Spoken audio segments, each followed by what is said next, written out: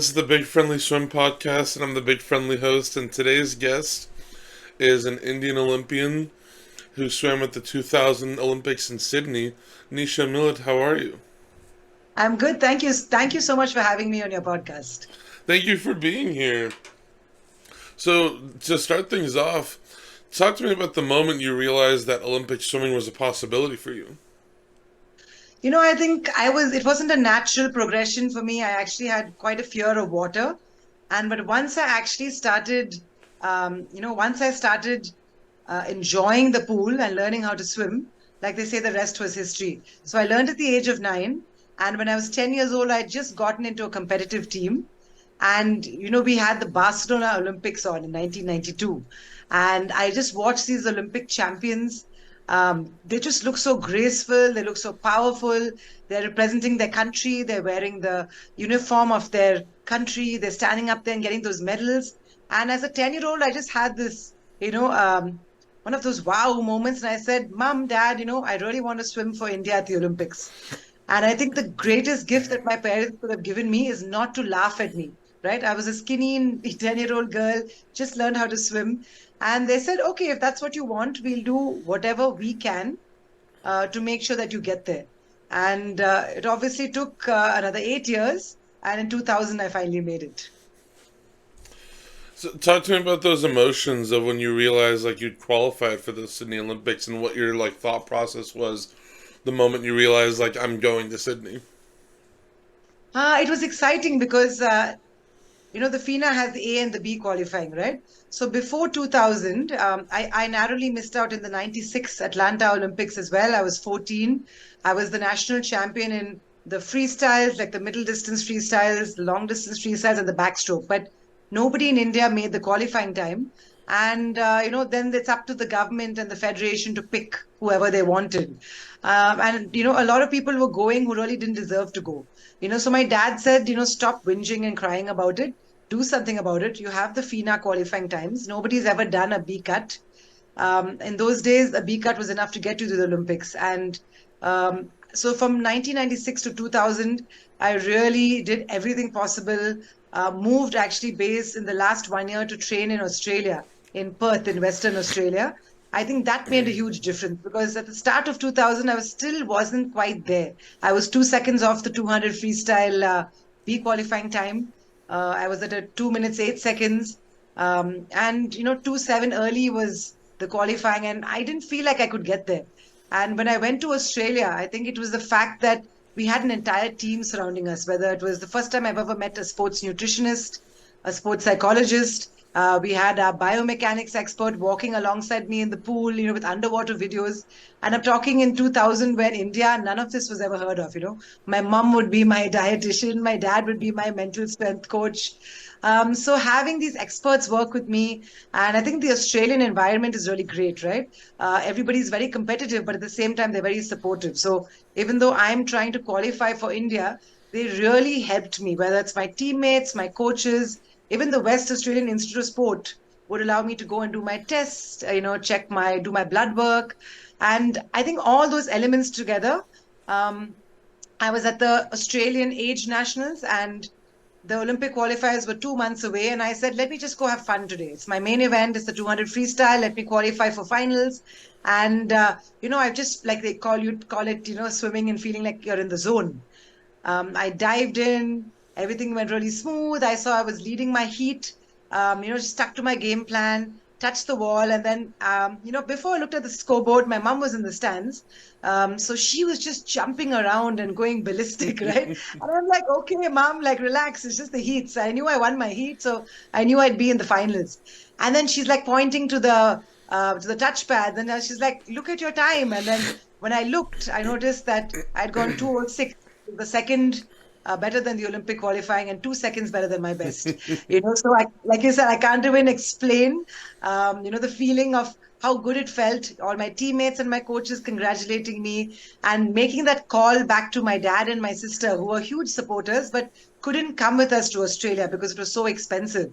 So they were back in India and Bangalore, where I am right now, waiting to just hear, has she qualified for the finals? And that's it. And here I call them and tell them, hey, guess what? I'm going to go to the Olympics. So definitely, I mean, after the birth of my twin girls, that would be the standout moment, calling and telling my family I did it. And the Indian media, of course, picked up. And, officially being the first one to qualify was great. But the best part is post 2000, we've had many boys and girls. And in the last Olympics in Tokyo, we had two boys who made the A cut finally. So it really means that Indian swimming now is moving up from one level to another. I was going to ask you actually because I was trying to figure it out, but I couldn't confidently say it. Were you the first Olympic swimmer for India?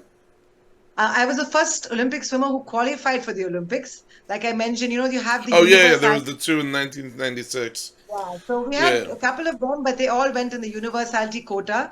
Nobody had ever made FINA's A or B qualifying times. So I was the first one to qualify for the Olympics, yes. that like there were probably kids watching you at those 2000 Olympics who then went on to swim at like 2004, 2008, or just future Olympics in general. Definitely. And honestly, training in Australia was probably one of the greatest things you could have done in that period, especially since it was about to be a home Olympics for them. So the Yes. quality of the training that everyone was doing was probably heightened and like more focused as a result of that. Definitely, like in my own squad in West Australia and Perth, we had one swimmer who had qualified for the Olympic team and another who had qualified for the Paralympic swim team. So the entire club got together. They actually had a little send-off party. They gave me a little silver bracelet with the Olympic rings. So it was an excellent experience to see how welcoming the Australians were.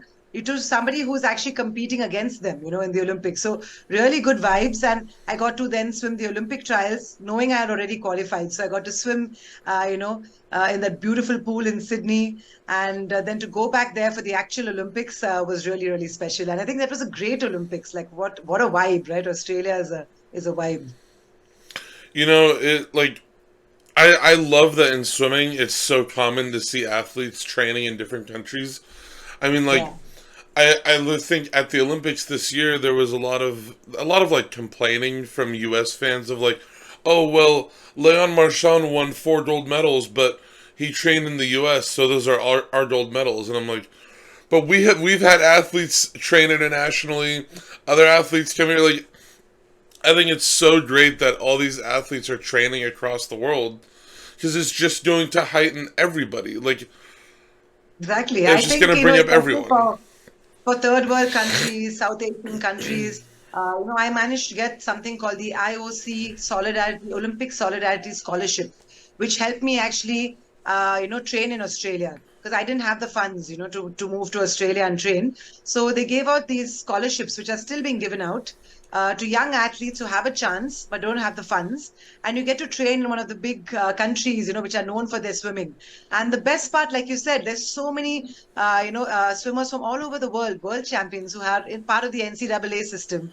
And, like you said, instead of complaining, I feel it's such a great atmosphere, right? The best in the world get to compete with each other Hmm. daily. And it's even helping the standard of American swimming as well go up. It's not just the athletes from other countries who are winning these medals. It's also about, the quality athletes coming into the American system, improving their swimmers, and just generally leveling up swimming across the world. Yeah, like I couldn't have said it any better. So talk to me about that initial, because when I was researching for the interview, I noticed that it said that you initially had a fear of the water, and what and Yeah. got you over that and brought out that love for swimming that you have now. I actually fell into a tiny little fish pond when I was about 5 years old, just playing with some friends, and they knocked me in. And my dad was there to pull me out. But those few seconds, going underwater, obviously very scary as a 5-year-old. And I stayed far away from the water. I lived in a city that was by the sea, but I never even went to the beach. So I think it was when I was about 9, and my dad said, listen, India is a tropical country, it's so hot in summer. He said, you've got summer holidays, there's no school on. Why don't we just go to the swimming pool nearby and, give it a shot? So I think maybe the heat got to me and I said, okay, let's do it. Went to a small academy close by. The coach was actually terrible. In India in the 90s, the way they taught swimming was to just take you and just chuck you in. no skills. You see all these memes now about back in the day. Well, this was India in the 90s. We got chucked in and into a deep pool, mind you, not even into the shallow end. And you don't even know how to breathe, you don't know how to float, you don't know anything about buoyancy. So I cried and I cried and I said, Dad, I don't want to do this on day one. And he said, Nisha, Millet, we are not quitters. You're going to finish this course and then we'll take it from there. I didn't really learn much. So when I finished the course, my dad said, listen, this coach doesn't know what she's doing. Whatever little I know, let me try and help my daughter. So he would just take me to the pool. He would throw in coins and little, pebbles that I would go down and try and go underwater, hold my breath. And I learned how to breathe out underwater, learn to float. And a couple of his friends at the pool would come over and help me learn my freestyle kick. So it really was a group effort, but my dad probably spearheaded that. And that, like you said, it's about getting to enjoy the water, right? And really love the water. And when you fall in love with the water, the learning is pretty fast after that. And so many years later, post the Olympics and 2004, when I decided to retire from competitive swimming, that was one of the reasons why I started my own academy, because I didn't want young kids like me who had that fear not learn this amazing sport. Not just that we might miss out on Olympians, but, drowning is the second highest cause of death in India. Second only to road accidents. So it's so vital that more Indians learn how to swim that I said I really need to start an academy where people have fun, any age. So now we teach from one and we teach all the way up to, we had two 85-year-olds last year who learned with us. So that was kind of the reason why I wanted to make it fun and I wanted to take away that fear element from teaching. It was more about the fun element. I always love hearing stories of athletes who've swam at the Olympics or swam at a high level who've now gone on to do their own swim lessons and get more kids in the water. There's a swimmer for the U.S. named Colin Jones who swam at the Olympics, Olympic gold medalist, silver medalist, and he's been probably one of the biggest advocates in the U.S. for getting kids in the water, specifically underprivileged kids in cities and neighborhoods that don't have as much funding. So I always love hearing about getting more kids in the water, getting them water safe, learning how to swim. It's so important, and I think it gets so undervalued at times. And I think Olympians have this great responsibility to inspire the next generation as well. I know when I would probably been about 15, I got a scholarship, a 3-month scholarship to train in Phoenix in Arizona. And I got to train at the Phoenix Swim Club. And guess who was there? Gary Hall Jr., who would later become the fastest man in the world at the Olympics that I swam in. So went to his pool and I was this, little kid from India. And I was just in awe of everybody and everything. And then when I met Gary Hall Sr., his dad, who is, of course, with the race club and his brilliant videos and doing so much for the sport, not only as an athlete, but as a coach, got to interact with them. I remember going to their house and they're like Olympic medals lying around all over the place, Gary Hall seniors and juniors, and they had a beautiful pool in their backyard. And his sister Maria swam with me in my age group, so she would take me home and bake me chocolate chip cookies. And we would really have a tough time even getting a single Speedo swimsuit in India or any suit of good quality. And here Gary had this amazing Speedo contract. And once when I was there, the entire shipment arrived and it was for all his siblings and him, his mom and his dad, and to a young kid like me, I think he gave me a cap or something like that. And he said, would you like a Speedo cap? It was such a big deal. It motivated me so much. And, while I was in America as well, at some auction, they were actually signing, Gary Hall had signed a 1996 USA swim team T-shirt that he had worn at the Atlanta Olympics. And somebody bought it. The money went to charity. And they heard that I was at the auction and they said, okay, would you like something like this? Because I bought it purely to give the money to charity. It doesn't hold too much of value for me as a person. I was like, wow, Gary Hall, so I was so excited that I said, if I make it to the Olympics, and that's my goal, I'm going to have my own T-shirt, my Indian Olympic T-shirt, and frame it up on the wall. So I have it in my house, Gary's T-shirt and my T-shirt side by side. And when I tagged him on Instagram, he was so excited. He remembered this little Indian kid with his sister. And he's like, oh, wow, you went to the Olympics. Good job, So this goes to show, yeah. When we're done here, like after the interview, you should send me a picture of it, and I'll in I like will. preparation for this interview going up, I'll post that picture and tag you I love guys in it. it again. Yeah. Sounds good. So, what does it mean for you, like all these 24 years later after your Olympic appearance? What does it mean for you to have your name be such a strong part of the legacy of Indian swimming that's still being built? I think it's great that I've got to experience different sides of it. A swimmer for many years. Then I made the transition into a swim teacher. I always call myself a teacher rather than a coach. We do have competitive swimming in my academy, but we are primarily like a grassroots level. We try to get swim teaching out to people. I even train swim teachers. I've done the OSWIM certification. I'm a presenter, so do the OSWIM swim teacher courses, and I present it to the Indian coaches. So even the standard of coaching in India is slowly going up, which is great, right? That's really helping the sport.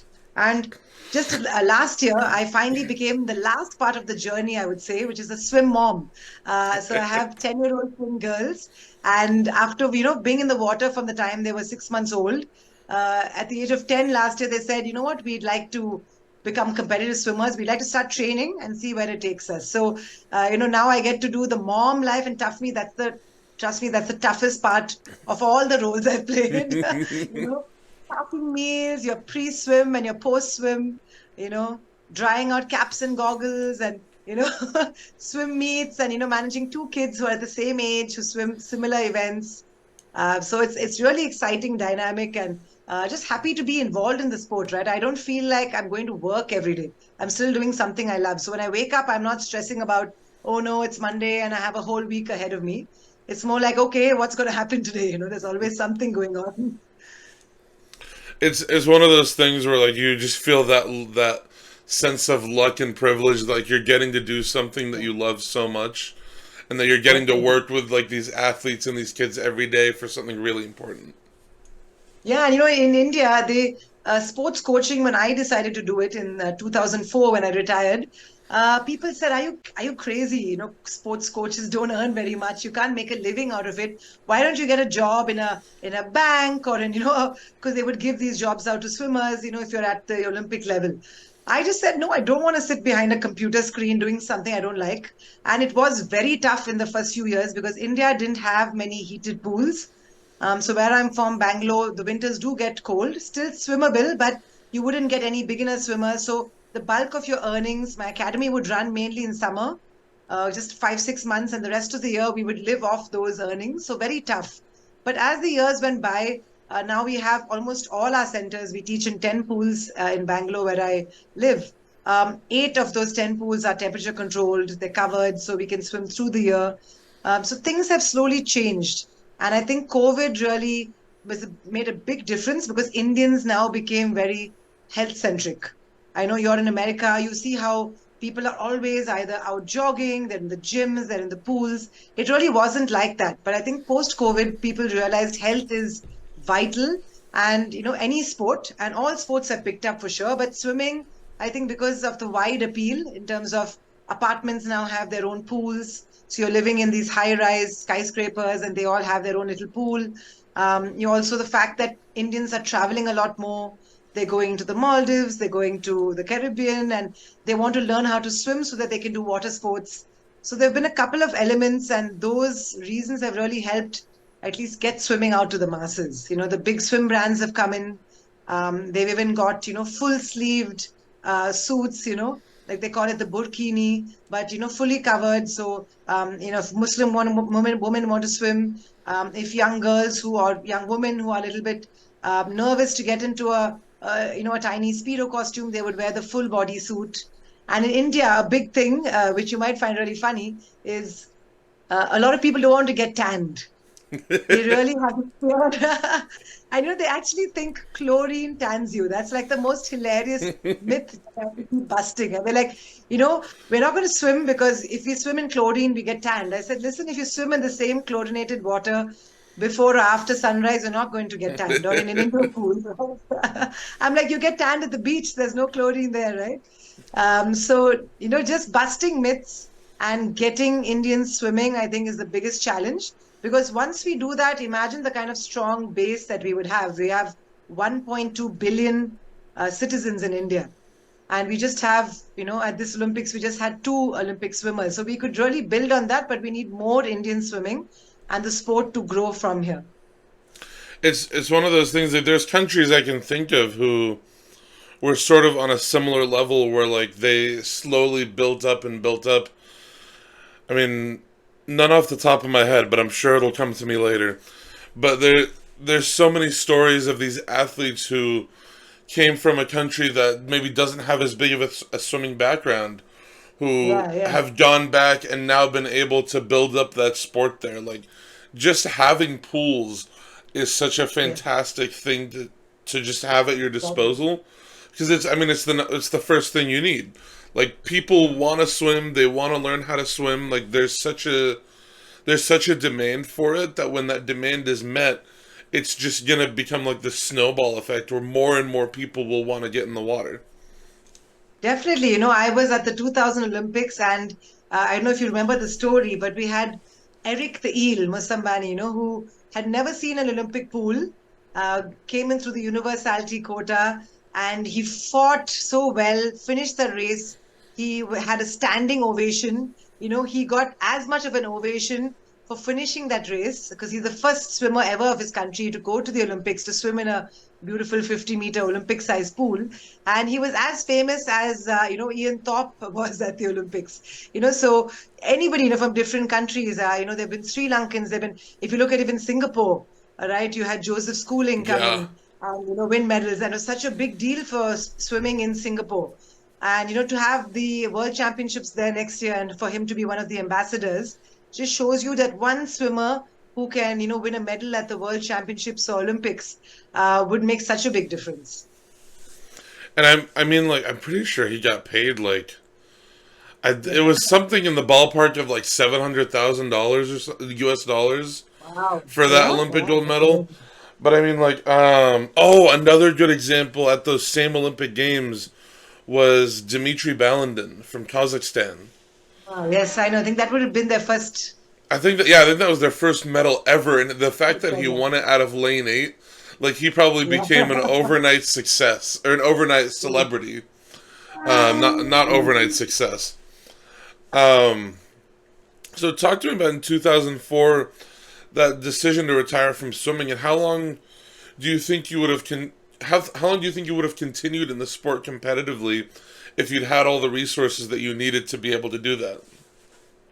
The reason I quit, there were two reasons. One was I missed out 2 years post the 2000 Olympics. I was at my peak. I was 18. I had my eyes set on not just qualifying for 2004, but trying to go as close to a semi-final as possible, which was a huge thing for any Indian. And then I had a very serious back issue. Took 2 years to diagnose. And in 2002, they diagnosed me having a benign tumor on my backbone, which was giving me pain. And I had to have surgery and get it removed. And so I lost that crucial 2 years. I still managed to get another 2 years, that is 2002 to 2004, to train. And unfortunately, no fairy tale ending. I missed the next year's B cut. And another Indian swimmer, Shikha, became the second Indian to qualify. She qualified in the 50-meter freestyle. So if one swimmer qualifies in the B cut, nobody else gets to go. So I missed out. And then I really had to have a think about where I would go from there. Now, if finances were fine, I would have continued for another 4 years. I was only 22. But my parents had put in so much money because, as you know, swimming is an amateur sport. And, at least in foreign countries, a certain amount of your training, at least as an Olympian, would be taken care of, but not so in India. So my dad had actually sold our family house and used that money to fund my career. My sister was also a swimmer. She went up to the World Championship. So he had two daughters in swimming and all the money coming out of our own pockets. Even at the Olympics, we didn't get paid very much other than just, spending money at the Olympics. So there was really no funding for us. And then in 2004, I had to think, in 2008, can I logically get into a semi-final? It just felt like a lot. And then I knew my parents were having a really tough time. Both of them were working, but still not able to pay all the bills. So it was a tough decision, but I had to kind of step up. I was older and, I felt a bit of the burden at 22 saying, let me also start contributing to the family financially. And anyway, my dream had always been to, open my own academy, I talked about it with my parents, and it was heartbreaking to see my parents actually, because for me, in some ways, I was like, okay, I need to move on to this next phase. But my parents were devastated. My dad was like, we'll beg, borrow, steal, but we'll get you to the next Olympics. And I said, not at the cost of an entire family, right? So my sister was involved as well. So that's how I started teaching. And so for the last, now it's been, close to 20 years that I've been running the academy, I've supported my parents because it's a lot for a family to give up their entire savings, for both their daughters. So really a lot of sacrifice for a lot of Indian athletes and other sports as well. So much of gratitude that I got to go to the Olympics, but also that swimming can now become like a livelihood, which is supporting my entire family. Not just my parents, but even my kids will hopefully one day take over the swimming academy from me. They love swimming like I do, and my husband as well helps me run the academy. So it's like a family affair. So I think if I had the funds and my family was not in financial trouble, I would have continued to the next Olympics just to see how far I could have gotten. Maybe try for that Asian Games or a Commonwealth Games medal. Later on, we did have Indian boys who actually went on to do that, but I wanted to be the first. I had those big goals. But I think everything worked out well because I started my academy so young. I learned on the way. So at the age of 42 now, I've been teaching for 20 plus years. So that's given me like, a really great like foundation in the academy as well, in the swimming field. I think people see like Olympians on TV and assume like it's an all expense paid trip, like they're rich and they're. But even in countries that have like some like a another level of swimming development, like South Africa, for example, Yeah, even like they had Zane Waddle retire when he had just yeah, won a world championship gold medal because he just yeah, didn't have the money because he was funding himself and he didn't have the money. And even I think it was in Tokyo where some of their athletes or all of their athletes had to yeah. partially fund the trip. So Yeah, people it's assume very it's all sad. so Yeah, easy, but there's a lot of effort and time and work and financial burden behind it. definitely. And so many talented athletes in India as well, and so many other countries are being lost to the sport because they don't have the funds, right, to continue. Even to get like a racing suit. And when I was there in 2000, they had first launched the fast skin, and I couldn't even my wildest dreams imagine having a Speedo fast skin suit. We couldn't afford it. We just about got to the Olympics, and getting there was expensive enough. And then while we were there, Speedo gave every athlete a suit. So it was such an exciting thing that I didn't have to pay for it, and I got to wear the same tech, high tech that the top athletes, the Olympians, the world champions were wearing. So I think for athletes from smaller countries, or like you say, with swimming is still building up, it makes such a big deal. Whether it's making it to the Olympics or making a semi-final, like an Indian has never made a semi-final. We had one boy, he went this year.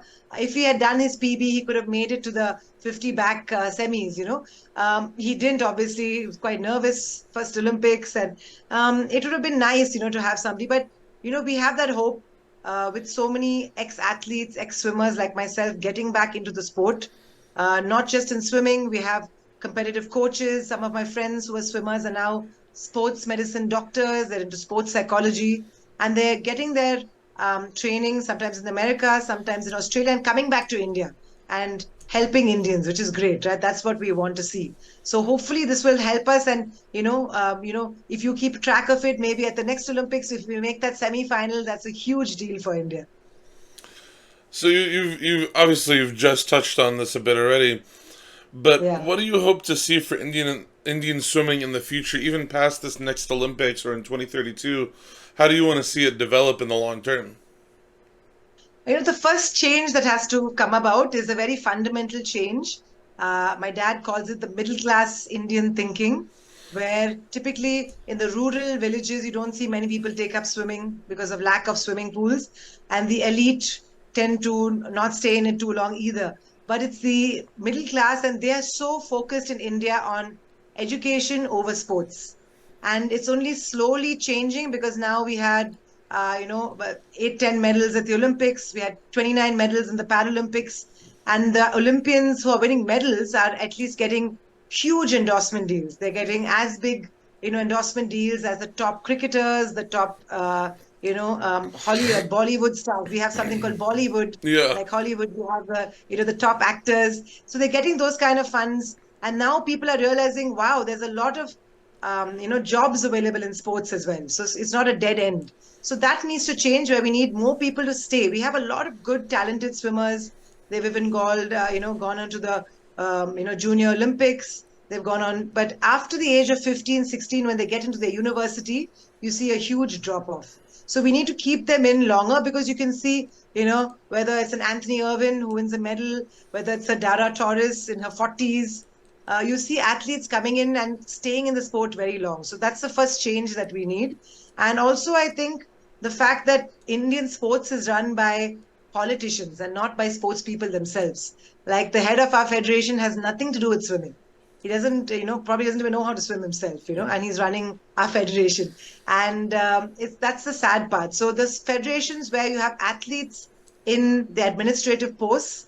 Those sports are doing well because the funds are going to the right people and the right places. But we do have a couple of youngsters who are inspiring the next generation. We have a boy called Sajan Prakash, who's India's first double Olympian. So he went to Tokyo and he went to the Olympics before that as well. And he also was the first Indian to go into the ISL, and to make the ISL, to be one of the teams. I don't know if he actually got to swim. Finally, I think he was a reserve, but it was such a big deal. We have the IPL, which is the Indian Cricket League, and if we could do something similar, I mean, I know we have the ISL internationally, but very tough for Indians to get there. But I feel we need to make it more spectator friendly in India, because the skins format is so good. So there are a lot of Yeah. clubs in India now, right? It's so much fun, right? So there are a couple of clubs when they have their swim meet, their club meets, and their invitational meets, they call other clubs. They're now doing this, the skins format, trying to make it more fun, trying to get the Indian media involved. Because I think the more people that watch the sport, then you'll have more people wanting to, like kids like me who saw, the sports, saw the Olympics and said, I can get there. So we have a lot of different areas that we need to work on. But I feel like we're just moving up, right? We have to take it one step at a time. And a lot of our swimmers are now getting into the NCAA college system as well. They're going to Australia to train, they're going to the UK, they're going to Europe. So they're getting to train with top coaches in a top environment with really good, teammates who are at a much higher level than higher than they would get in India. So that's great. Like you said, it's about how can these, swimmers do better by getting better quality infrastructure and training. So all that put together, we should see big leaps in Indian swimming in the next few years. Yeah. I remember that name actually. You're talking about India's first double Olympian. I remember seeing his name Yeah. come up both at the Olympics and on an ISL level. I think it's Yeah. so important, and it's such a. I said this before, but I think it's such a valuable part of swimming that that knowledge is shared amongst everybody. That nobody's like, oh well, I'm the best swimmer in the world, so I'm not gonna talk to you guys about anything. Like even Michael Phelps and his coach Yeah. constantly gave talks, constantly gave like presentations on what they did and what worked for them.